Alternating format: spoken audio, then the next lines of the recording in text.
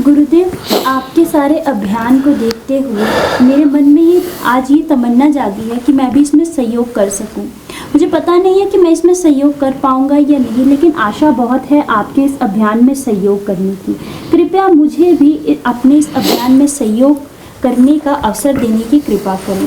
धन्यवाद। नरेश कुमार, अहमदाबाद से। खुश रहिए प्रिय नरेश, बहुत आशीष, शुभकामनाएं।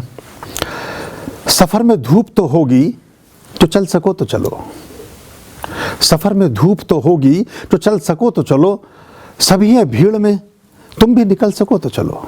किसी के वास्ते राहें कहाँ बदलती हैं, तुम अपने आप को खुद ही बदल सको तो चलो। यहाँ किसी को कोई रास्ता नहीं देता, किसी को गिरा के अगर तुम संभल सको तो चलो। कहीं नहीं कोई सूरज, धुआं धुआं है फिजा, खुद अपने आप से बाहर निकल सको तो चलो। यही है ज़िंदगी, कुछ ख्वाब चंद उम्मीदें, इन्हीं खिलौनों से तुम भी बहल सको तो चलो। दूर दूर से ना हो सकेगा, गंगा स्नान करना है तो गंगा जी में तो उतरना पड़ेगा। घर पे बैठ के गंगा स्नान ना हो सकेगा। जो बस उसका चित्र देख करके हम आनंदित हो सकते हैं, उत्साहित हो सकते हैं, अच्छा लग सकता है। लेकिन अब मेरा अनुभव भी ऐसा हो रहा है कि मैं भी अब ज़्यादातर थोड़ा सा मतलब इसमें, क्योंकि हमें अनुभव से सारी चीज़ें धीरे धीरे आती हैं, हम भी उन्हीं लोगों को ज़्यादा जोड़ रहे हैं जो टोटलिटी में साथ चलना चाहते हैं और कंप्लीटली डिवोटेड वे में काम करना चाहते हैं। क्योंकि जब तक उन्हें कुछ सिखाते समझाते हैं फिर वो अपना दूसरा मार्ग पकड़ लेते हैं, तो उसमें बड़ा मुश्किल हो जाता है। तो समय तो कम ही होता है, हमेशा किसी भी सदगुरु के पास कम ही समय होता है, 150 साल भी कम ही होते हैं, क्योंकि काम का अंबार है। और दूसरी मुश्किल ये है कि लगभग 99% लोग काम कर भी नहीं रहे हैं। कोई दुकान चला रहा है, कोई कुछ कर रहा है, कोई कुछ और कर रहा है, सबके उद्देश्य कुछ और हैं, कनेक्ट नहीं है सीधा सीधा। बहुत सारे कॉन्फ्रेंस, बहुत सारे प्रोग्राम में जाने का अवसर मिलता है और मैं देखता हूँ कि ईश्वर से नहीं जुड़ना चाहते, ईश्वर को नहीं पाना चाहते, ईश्वर से पाना चाहते हैं। ईश्वर को नहीं पाना चाहते, ईश्वर से पाना चाहते हैं। तो अभी ये बड़ा एक मुश्किल सा काम हो जाता है। तो आए आप, लेकिन अभी ये दूर दूर से जो औपचारिकताएं हैं, आप वहाँ अपने यहाँ रह कर के बहुत सारी चीज़ें कर सकते हैं।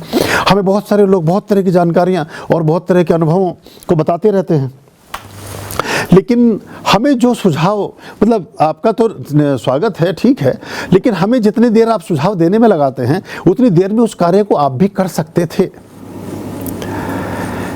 तो थोड़ा सा इसमें आपका सक्रिय सहयोग होगा तो अच्छा होगा। क्योंकि अगर आपको लगता है कि वो चीज़, उदाहरण के तौर पर मुझे किसी ने लिखा कि ये अंक इस तारीख को इस तिथि से पहले अगर आप डाल दें तो बड़ा अच्छा रहेगा। हम तो डाल ही चुके हैं, अब हमें अच्छा क्या रहेगा? 100 लोग कम देखें कि 1 लाख लोग देखें कि 2 लोग देखें कि कोई भी ना देखे। किसने फूल ने खिलना था वो तो खिल गया। मतलब ये बड़ी, मतलब आप इससे डिसअपॉइंट मत होना, पर सच्ची बात यही है, क्योंकि हम अपने सुख को बाधित नहीं कर सकते, अपने आनंद को विस्मृत नहीं कर सकते, अपने आनंद में हम 2 बूंद नमक की नहीं घोल सकते हैं। आपको लगता है किसी और को ये संदेश जाना चाहिए तो आप बढ़ाइए उसको। आप हमें मैसेज भेजें कि ये वाला अंक इस तारीख से पहले अगर हम कौन डाल देता? आप ही नहीं कर सकते तो कोई भी नहीं कर सकता है। आप कर सकते हैं तो सब कोई कर सकता है। तो इसमें आप लोगों के दायित्व भी बहुत ज़्यादा हो जाते हैं और भरा पड़ा है। यूट्यूब हमारे अंकों से भी ये भरने लगा है। हमारे यहाँ इतनी चीज़ें हैं कि आप सोचते हैं बस ये इतनी सी चीज़ से आपका काम चलेगा, तो नहीं चल पाएगा। ये टोटलिटी में पूरा पैकेज है। एक बच्चा जब किसी यूनिवर्सिटी से पास आउट होता है और पूरे जीवन में जिस विद्या को करता है, एक सपोज कीजिए एक व्यक्ति इंजीनियरिंग की पढ़ाई करता है, किसी भी, या तो केमिकल इंजीनियर है या सॉफ्टवेयर इंजीनियर है या मैकेनिकल इंजीनियर है। इंजीनियरिंग में उसने अंतिम संकायों में लास्ट टाइमिंग्स में, यानी बीटेक एमटेक जो किया उसमें उसने वो क्वालिफिकेशंस की।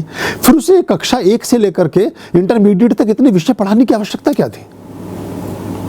मैथमेटिक्स, भूगोल, ज्योग्राफी, हिंदी, संस्कृत, हितोपदेश, नैतिक शिक्षा, पीटी, अटरम पटरम, अंग्रेजी, मतलब क्या पढ़ा, क्यों, क्या जरूरत है इसकी? सीधे इंजीनियरिंग की पढ़ाइए ना उसको, आप सीधे डॉक्टरी पढ़ा दीजिए उसको, बस कोई अक्षर ज्ञान मत दीजिए और सीधे उसको बैठा दीजिए और उसको बताइए, कुछ भी ना समझ सकेगा वो।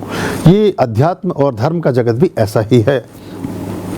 अगर आपने प्राथमिक कक्षाएं उत्तीर्ण की हैं, अगर बल्कि काला पन्ना जो LKG UKG होता है, अगर आपने वहाँ से प्रारंभ करके और इंटरमीडिएट तक पहुँचे हैं तो फिर ग्रेजुएशन का सिलेबस भी समझ में आएगा, फिर मास्टर्स का सिलेबस भी समझ में आएगा, फिर PhD और MPhil का सिलेबस भी समझ में आएगा, फिर शोध से संबंधित चीज़ें भी समझ में आएंगी। लेकिन एक छोटे से बच्चे को, जो 5 साल का बच्चा मेरे यहाँ खेल रहा है, उसे मैं फार्मूला समझाने लगूं MA B.Ed के और MA BA के और PhD के, तो ना तो उसके समझ में कुछ आना है और ना मेरी समझ में कुछ आना है। हाँ, ये उपक्रम अच्छा लगेगा, बस बातचीत तो हो ही रही है ना।